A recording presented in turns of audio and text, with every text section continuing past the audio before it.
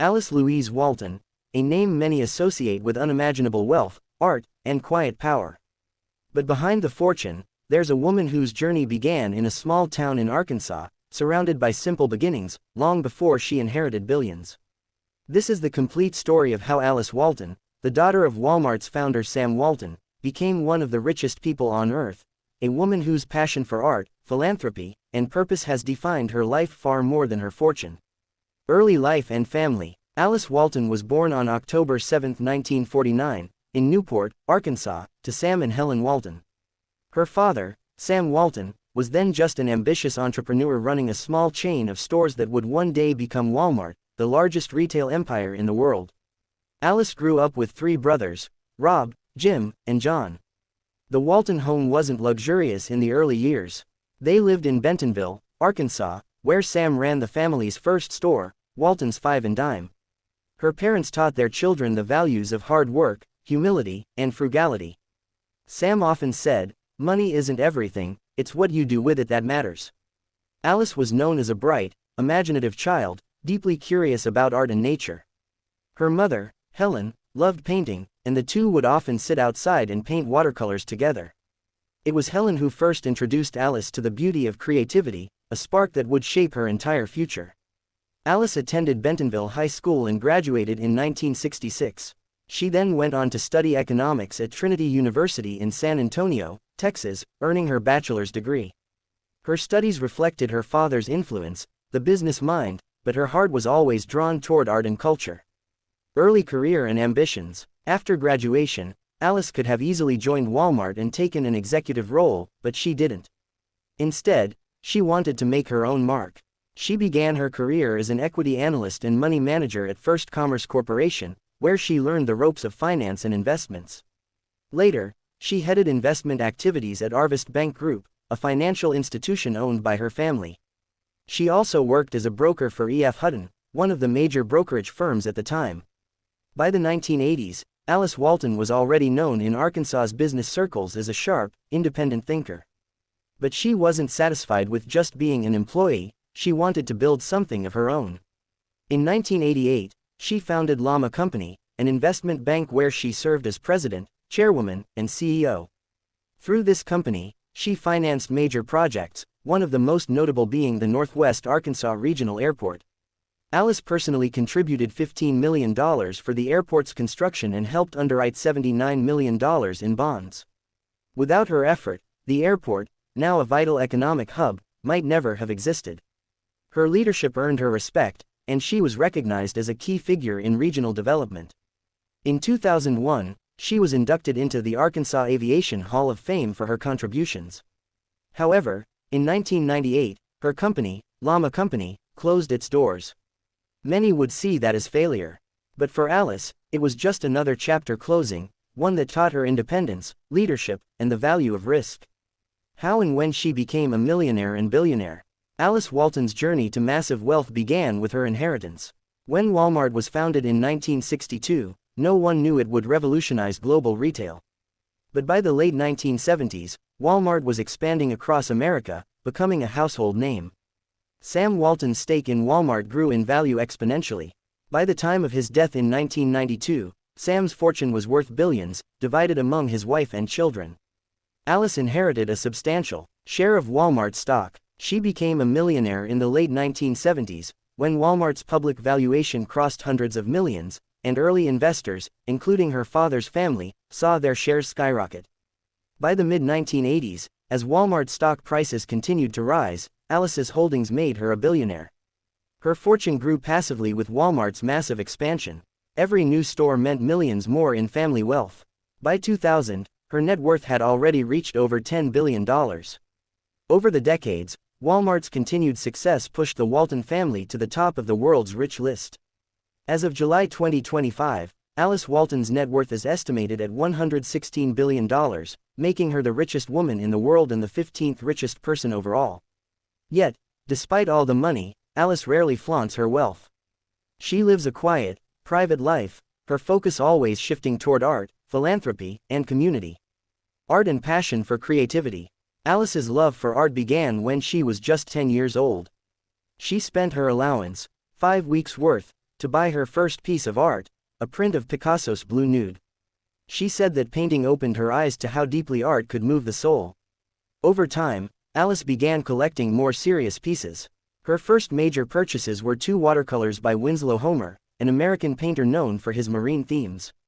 She went on to buy iconic works by Edward Hopper, Asher Brown Durand, Charles Wilson Peale, and Norman Rockwell, including Rockwell's famous Rosie the Riveter, which she purchased for $4.9 million in 2009.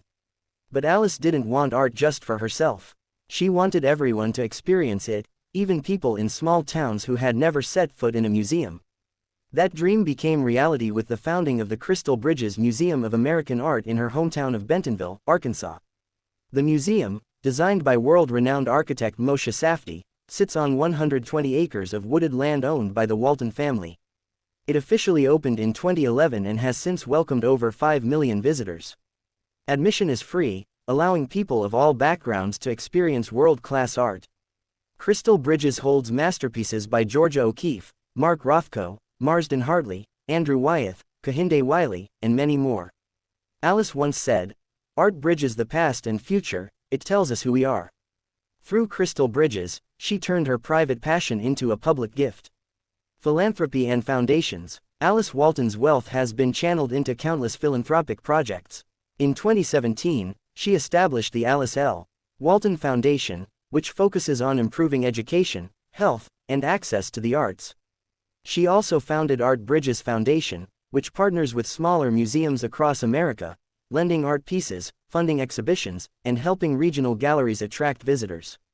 Her foundations work to bring culture, health, and opportunity to places that are often overlooked by major institutions. One of her major initiatives, the Whole Health Institute, aims to promote holistic healthcare, treating not just physical illness, but the whole person. In 2021, she announced plans to build the Alice L. Walton School of Medicine, a nonprofit medical school in Bentonville focused on integrating science with whole-person care. The school is set to enroll its first students in 2025. She's also supported causes like food banks, university art programs, and health access in rural Arkansas. Her giving is not loud or public, it's steady, long-term, and deeply connected to her roots. Political activities. Alice Walton has contributed to both Republican and Democratic causes over the years. She donated $2.6 million to the conservative group Progress for America in 2004, $200,000 to Restore Our Future, a super PAC for Mitt Romney's 2012 campaign, and later, $353,400 to the Hillary Victory Fund in 2016. Her donations show that her political support often focuses less on party lines and more on causes she believes will support business, education, and community. Personal life and marriages. Despite her fame and fortune, Alice Walton lives a largely private life. She has been married twice, first in 1974 to a Louisiana investment banker. The marriage lasted just over 2 years before ending in divorce. Soon after, she married again, this time to the contractor who built her swimming pool. That marriage also ended quickly. Alice never had children. She has often said her passion for art and her philanthropic projects are her life's children, the things she will leave behind. She is known to be kind but reserved, preferring the company of artists, friends, and horses over the media spotlight. Accidents and controversies. Alice Walton's life hasn't been free from tragedy or controversy. In 1983, during a family reunion in Mexico, she lost control of a rented Jeep and plunged into a ravine, breaking her leg in several places. She went through over 20 surgeries and still suffers pain from that accident. In 1989, she was involved in an accident that tragically killed a 50-year-old pedestrian, Alita Hardin, in Fayetteville, Arkansas. No charges were filed, but the incident left a permanent mark on her life. Later in 1998, she was fined for driving under the influence after hitting a gas meter. She paid the fine and withdrew from public life for some time afterward. These incidents humanized her in the public eye, showing that even the richest woman in the world faces mistakes, pain, and redemption. Love for horses and ranch life. Alice Walton is deeply passionate about horses. In the late 1990s, she bought Rocking W Ranch in Millsap, Texas, a vast property where she raised and trained horses for cutting competitions. She was known for her extraordinary ability to spot potential in foals. She could predict which 2-month-old horses would grow to become champions. Her ranch became one of the top breeding facilities in Texas. In 2015, she sold it to focus more on crystal bridges in her philanthropic work, later returning to live in Bentonville in 2020. Awards and recognition. Alice Walton's achievements have earned her several honors. In 2012, Time magazine included her among the 100 most influential people in the world. In 2013, she received the Smithsonian Institution's Archives of American Art Medal. In 2018, she was inducted into the International Women's Forum Hall of Fame. And in 2020, she was awarded the J. Paul Getty Medal for her contribution to the arts. These awards reflect her impact not only as a billionaire but as a cultural visionary. Legacy and reflection. Alice Walton's life is a blend of privilege and purpose. She inherited wealth. Yes, but she transformed it into something more enduring, a bridge between art and people, between wealth and wellness. She could have lived a quiet life of luxury, yet she chose to spend her time building museums, foundations, and schools.